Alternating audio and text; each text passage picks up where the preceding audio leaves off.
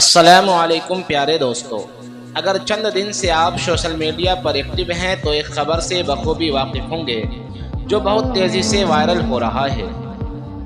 پیدل حج کرنے والے ایک نوجوان کا ویڈیو۔ دوستو، ہم آپ کو بتا دیں کہ اس نوجوان سے پہلے بھی ایک شخص نے پیدل حج کیا ہے۔ بی بی سی کے رپورٹ کے مطابق 30 اپریل 2017 کو پاکستان کے صوبہ پنجاب کے شہر حافظ آباد سے کثرت رائے نے کراچی سے مکہ تک کا سفر، جو تقریباً 6000 کلومیٹر ہے، 117 دن میں طے کیا۔ بی بی سی کے رپورٹر سے بات کرتے ہوئے کثرت رائے نے بتایا کہ وہ پچھلے 10 سالوں میں 16000 کلومیٹر کا سفر طے کر چکے ہیں۔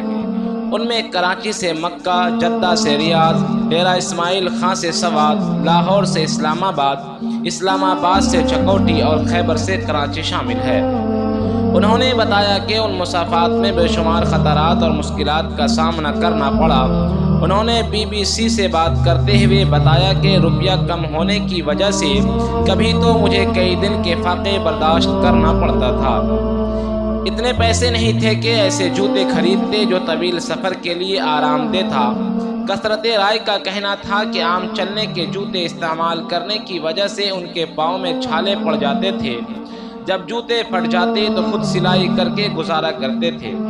کثرت رائے نے اپنے پیروں کے ٹوٹے ناخن کے جانب اشارہ کرتے ہوئے بتایا، بعض اوقات زیادہ چلتے رہنے سے میرے پیروں سے خون نکلنے لگتا تھا، اکثر میرے ناخن اتر جاتے تھے۔ ان تمام تکلیف کو برداشت کر کے آخرکار میں وہ پاک سرزمین پہنچ ہی گیا۔ دیکھنے کی جو آگ جل رہی تھی وہ آخرکار بجھ گیا، اور میں نے اپنے سفر حج کو، جو کہ 2017 کو شروع کیا تھا، وہ 117 دن مسلسل چلنے کے بعد ختم ہو گیا۔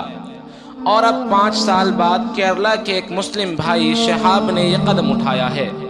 ظاہر ہے کہ ان کو بھی یہ تمام مشکلات کا سامنا کرنا پڑے گا۔ اللہ تعالیٰ سے دعا کریں کہ شہاب بھائی کے اس ارادے کو اللہ قبول کرے، آمین۔ شہاب بھائی کے سفر حج پر نکلنے کے بعد لوگوں کا سوال آنے لگا ہے، کیا پیدل حج کرنا سنت ہے؟ تو خوب یاد رکھیں کہ پیدل حج کرنا سنت نہیں ہے، اس لیے کہ آپ صلی اللہ علیہ وسلم سے پیدل حج کرنا ثابت نہیں ہے۔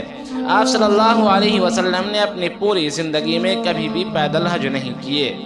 ہاں، دوسری چیز یہ ہے کہ اگر پیدل حج کرنے والے نام و نمود کے لیے حج کر رہا ہے تو پھر وہ گنہگار ہوگا۔ دوستو، آج کے لیے بس اتنا ہی، پھر ملتے ہیں اگلے ویڈیو میں۔ السلام علیکم ورحمۃ اللہ وبرکاتہ۔